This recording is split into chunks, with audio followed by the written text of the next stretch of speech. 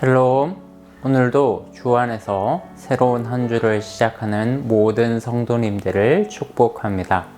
오늘도 하나님의 말씀이 우리를 다스리고 하나님의 생각과 마음을 알 수 있는 그런 하루가 되기를 원합니다. 오늘 함께 보실 말씀은 사무엘하 17장 말씀 되겠습니다.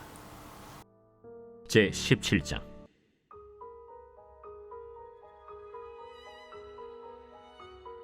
아히도벨이 또 압살롬에게 이르되, 이제 내가 사람 12,000명을 택하게 하소서. 오늘 밤에 내가 일어나서 다윗의 뒤를 추적하여 그가 고온하고 힘이 빠졌을 때에 기습하여 그를 무섭게 하면 그와 함께 있는 모든 백성이 도망하리니 내가 다윗 왕만 쳐 죽이고 모든 백성이 당신께 돌아오게 하리니 모든 사람이 돌아오기는 왕이 찾는 이 사람에게 달렸습니다.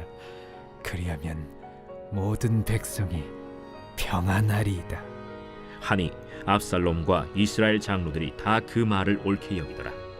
압살롬이 이르되, 아렉 사람 후세도 부르라. 우리가 이제 그의 말도 듣자. 후세가 압살롬에게 이르매 압살롬이 그에게 말하여 이르되, 아히도벨이 이러이러하게 말하니 우리가 그 말대로 행하랴. 그렇지 아니하거든 너는 말하라. 이번에는 아히도벨이 베푼 계략이 좋지 아니하니이다.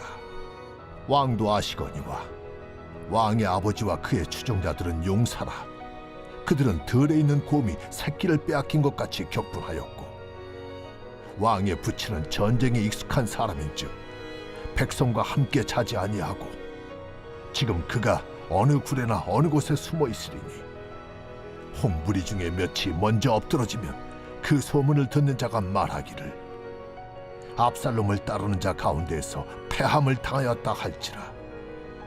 비록 그가 사자 같은 마음을 가진 용사의 아들일지라도 낙심하리니 이는 이스라엘 무리가 왕의 아버지는 영웅이요 그의 추종자들도 용사인 줄 알미니이다. 나는 이렇게 계략을 세웠나이다. 온 이스라엘을 단부터 부엘세바까지 바닷가의 많은 모래같이 당신께로 모으고 친히 전장에 나가시고 우리가 그 만날 만한 곳에서 그를 기습하기를 이슬이 땅에 내림같이 우리가 그의 위에 덮여 그와 그 함께 있는 모든 사람을 하나도 남겨두지 아니할 것이요 또 만일 그가 어느 성에 들었으면 온 이스라엘이 밧줄을 가져다가 그 성을 강으로 끌어들여서 그곳에 작은 돌 하나도 보이지 아니하게 할 것이니이다. 압살롬과 온 이스라엘 사람들이 이르되, 아렉 사람 후세의 계략은 아히도벨의 계략보다 낫다 하니 이는 여호와께서 압살롬에게 화를 내리려 하사 아히도벨의 좋은 계략을 물리치라고 명령하셨음이더라. 이에 후세가 사독과 아비아달 두 제사장에게 이르되, 아히도벨이 압살롬과 이스라엘 장로들에게 이러이러하게 계략을 세웠고 나도 이러이러하게 계략을 세웠으니 이제 너희는 빨리 사람을 보내 다윗에게 전하기를 오늘 밤에 광야 나루터에서 자지 말고 아무쪼록 건너가서서 하라. 혹시 왕과 그를 따르는 모든 백성이 몰사할까 하노라. 그때 요나단과 아히마아스가 사람이 볼까 두려워하여 감히 성에 들어가지 못하고 에누로겔 가에 머물고 어떤 여종은 그들에게 나와서 말하고 그들은 가서 다윗 왕에게 알리더니 한 청년이 그들을 보고 압살롬에게 알린지라. 그 두 사람이 빨리 달려서 바후림 어떤 사람의 집으로 들어가서 그의 뜰에 있는 우물 속으로 내려가니 그 집 여인이 덮을 것을 가져다가 우물 아귀를 덮고 지은 곡식을 그 위에 널매 전혀 알지 못하더라. 압살롬의 종들이 그 집에 와서 여인에게 묻되, 아히마아스와 요나단이 어디 있느냐? 그들이 시내를 건너가더라. 하니 그들이 찾아도 만나지 못하고 예루살렘으로 돌아가니라. 그들이 간 후에 두 사람이 우물에서 올라와서 다윗 왕에게 가서 다윗 왕에게 말하여 이르되, 당신들은 일어나 빨리 물을 건너가소서. 아히도벨이 당신들을 해하려고 이러이러하게 계략을 세웠나이다. 다윗이 일어나 모든 백성과 함께 요단을 건널새 새벽까지 한 사람도 요단을 건너지 못한 자가 없었더라. 아히도벨이 자기 계략이 시행되지 못함을 보고 나귀의 안장을 지우고 일어나 고향으로 돌아가 자기 집에 이르러 집을 정리하고 스스로 목매어 죽음에 그의 조상의 묘에 장사되니라. 이에 다윗은 마하나임에 이르고 압살롬은 모든 이스라엘 사람과 함께 요단을 건너니라. 압살롬이 아마사로 요압을 대신하여 군지휘관으로 삼으니라. 아마사는 이스라엘 사람 이드라라 하는 자의 아들이라. 이드라가 나하스의 딸 아비갈과 동침하여 그를 낳았으며 아비갈은 요압의 어머니 스루야의 동생이더라. 이에 이스라엘 무리와 압살롬이 길르앗 땅에 진침이라. 다윗이 마하나임에 이르렀을 때 암몬 족속에게 속한 라빠 사람 나하스의 아들 소비와 로데발 사람 암미엘의 아들 마길과 로글림 길르앗 사람 바르실레가 침상과 대야와 질그릇과 밀과 보리와 밀가루와 볶은 곡식과 콩과 팥과 볶은 녹두와 꿀과 버터와 양과 치즈를 가져다가 다윗과 그와 함께한 백성에게 먹게 하였으니 이는 그들 생각에 백성이 들에서 시장하고 곤하고 목마르겠다 함이더라. 이 세상 역사는 결코 우연히 흘러가지 않습니다. 그리고 인간의 능력과 힘에 의해서 좌우되지도 않죠. 역사는 철저하게 하나님의 섭리에 의해서 운행되는 것이기 때문이죠. 오늘 본문이 그것을 아주 잘 보여준다고 할 수 있는데요. 오늘 본문에 보면 두 사람의 책사가 등장하죠. 처음부터 압살롬의 편에 서서 다윗에게 반역을 하도록 부추긴 아히도벨이라는 사람과 다윗의 오랜 친구로서 압살롬의 편에 첩자로 잠입한 후세라는 사람이 있어요. 아히도벨의 목적은 다윗을 멸망시키는 것이고 후세의 목적은 압살롬의 계략을 다윗에게 알려서 그를 보호하도록 하는 것이었어요. 이 두 사람의 지략 대결이 지금 펼쳐지고 있습니다. 먼저 아히도벨에게 압살롬은 어떻게 다윗을 칠 것인지 계략을 묻죠. 그때 후세가 압살롬에게 이렇게 얘기합니다. 1, 2절 말씀을 한번 볼까요? 아히도벨이 또 압살롬에게 이르되 이제 내가 사람 12,000명을 택하게 하소서.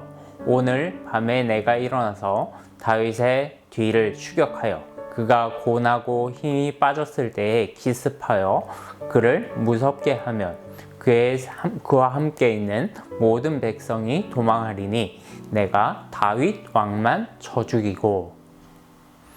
한마디로 아히도벨의 계략은 쓸데없는 희생을 하지 말자는 거예요. 우리의 최종 목적인 다윗 왕만 죽이면 된다는 거예요. 그리고 그렇게 하기 위해서 가장 좋은 방법이 오늘 밤에 다윗의 피난 행렬을 기습하는 것입니다. 압살롬의 입장에서 봤을 때 사실 이 계략은 굉장히 좋은 계략입니다. 4절에 보니까 압살롬과 이스라엘의 장로들이 다 그 말을 옳게 여길 정도로 이 아히도벨의 계획은 완벽한 것이었어요. 평지에서는 공격하는 입장보다는 방어하는 입장이 훨씬 불리한 법이기 때문입니다. 그런데 이때 압살롬이 그만 실수를 하고 말죠. 아히도벨의 의견을 바로 채택한 것이 아니라 후세의 의견도 우리가 들어보자 라고 한 것입니다. 그리고 후세는 압살롬에게 이렇게 말합니다. 이때까지 압살롬은 후세가 자기 편이라고 믿고 있는 거예요.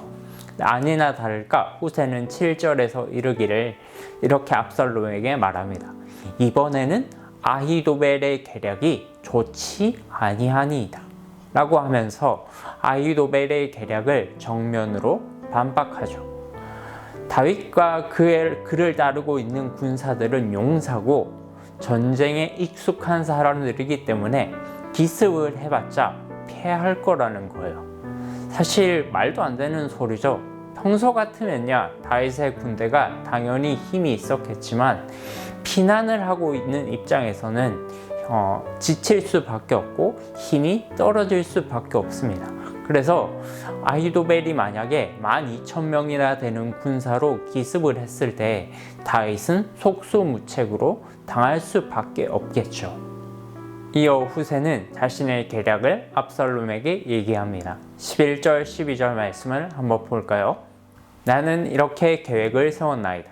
온 이스라엘을 단부터 브엘세바까지 바닷가의 많은 모래같이 당신에게로 모으시고 전에 친히 전쟁에 나가시고 우리가 그 만날 만한 곳에서 그를 기습하기를 이슬이 땅에 내림같이 우리가 그의 위에 덮어 그와 함께 있는 모든 사람을 하나도 남겨두지 아니할 것이오. 후세는 이스라엘 전역에 있는 군대를 총동원하여 다윗을 치라는 것입니다. 압살롬을 끌어내기 위한 계획인 거예요. 그리고 압살롬은 아히도벨의 계략을 물리치고 후세의 계략을 택하게 됩니다. 14절 하반절에 보면 아주 의미심장한 말씀이 나오죠. 이는 여호와께서 압살롬에게 화를 내리려 하사 아히도벨의 좋은 계략을 물리치라고 명령하셨습니다. 아히도벨의 입장에서 보면 조금만 상식적으로 생각해봐도 후세의 계략보다는 아히도벨의 계략이 훨씬 좋은 계략이었어요. 그런데 순간적으로 압살롬은 분별력이 어두워져서 어리석은 선택을 하고 말죠. 여호와 하나님께서 압살롬의 마음과 생각을 어둡게 하셔서 분별력이 사라지게 하셨기 때문입니다. 그리고 23절에 보면 아히도벨은 자신의 계획이 시행되지 못함을 보고 스스로 목을 메어서 죽음을 택하게 됩니다. 이 죽음의 의미가 무엇이겠어요? 네, 압살롬의 모사인 아히도벨조차도 이제는 압살롬의 확실한 패배를 직감했다는 것이죠. 사랑하는 여러분, 역사는 똑똑하고 능력 있는 사람들이 이끌어가는 것이 아니에요. 그렇게 보이지만 그렇지 않습니다. 역사의 주관자는 하나님이세요. 오히려 똑똑한 사람들이 무능하고 분별력이 없는 상관들을 만나서 자신의 기량을 펼쳐보지 못하는 것을 우리는 역사를 통해서 얼마든지 찾아볼 수 있어요. 왜냐하면 때로 하나님께서는 사람들의 마음을 어둡게 하셔서 악인들의 계획을 무너뜨리시고 선이 승리하도록 이끌어 가시기 때문이죠. 우리가 잘 아는 시편 1편 6절 말씀을 읽고 오늘 말씀을 마무리하도록 하겠습니다. 무릇 의인들의 길은 여호와께서 인정하시나 악인들의 길은 망하리로다. 오늘도 역사의 주관자 되신 하나님을 신뢰하며 하나님의 자녀로서 합당한 길을 걸어가는 모든 성도님들 되시기를 축복합니다.